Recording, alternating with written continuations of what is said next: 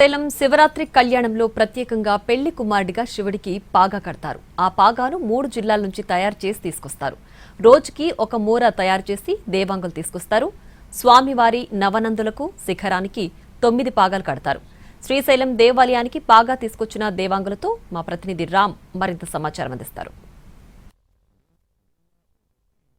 శివరాత్రి సందర్భంగా శివుడిని పెళ్లి కుమారుడిగా అంటే వివాహానికి పెళ్లి కుమారుడిగా చేసినప్పుడు ఆ అలంకరణలో పాగా కడతారు. ఆ పాగా కట్టడం కోసం కూడా పాగాన్ని తయారు చేసి తీసుకొస్తారు. దాదాపు 365 రోజులు పూర్తిగా దాన్ని తయారు చేసి చాలా పద్ధతిగా చాలా భక్తి శ్రద్ధలతో తీసుకొచ్చేటువంటి పరిస్థితి ఉంది. మనం చూడొచ్చు ఆ పాగా మనం చూస్తున్నది ఇదే ఆ పాగా. ఈ పాగాని పెళ్లి కుమారుడిగా శివుడికి అలంకరించడానికి తీసుకొస్తారు.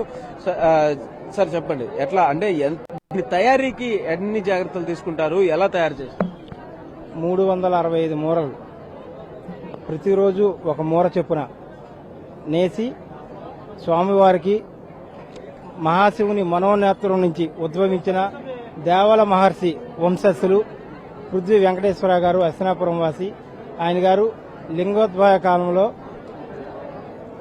నిడారంబరంగా ఒంటి మీద ఎటువంటి వస్త్రములు లేకుండా స్వామివారి గోపురం పైన ఉన్న నవనందులకి, అలానే శిఖర దర్శనం అంటే శిఖర దర్శనం శ్రీశైలంలో చేసుకుంటే ఎటువంటి కోరికలు ఏమీ ఉండవని అంటారు. ఆ శిఖరానికి కలిపి 9 పాగాలు స్వామివారికి కట్టి తలపాగాగా కట్టి పెళ్లికొడుకుగా తీసుకొచ్చి స్వామివారికి తదనంతరం కళ్యాణం జరుగుతుంది. అంటే ఇప్పుడు ఆయన చేస్తున్నారా, ఎవరు వాళ్ళ తాలూకా ఎవరు చేస్తున్నారు?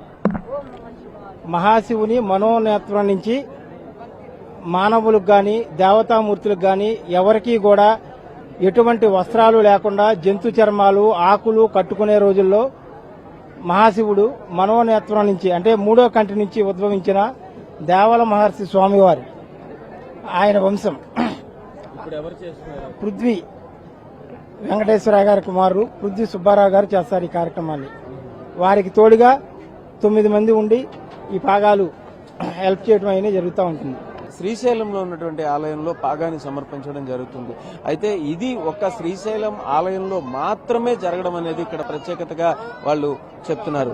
కెమెరా పర్సన్ మధుతో రామ్, ఎన్టీవీ, శ్రీశైలం దేవాలయం నుంచి.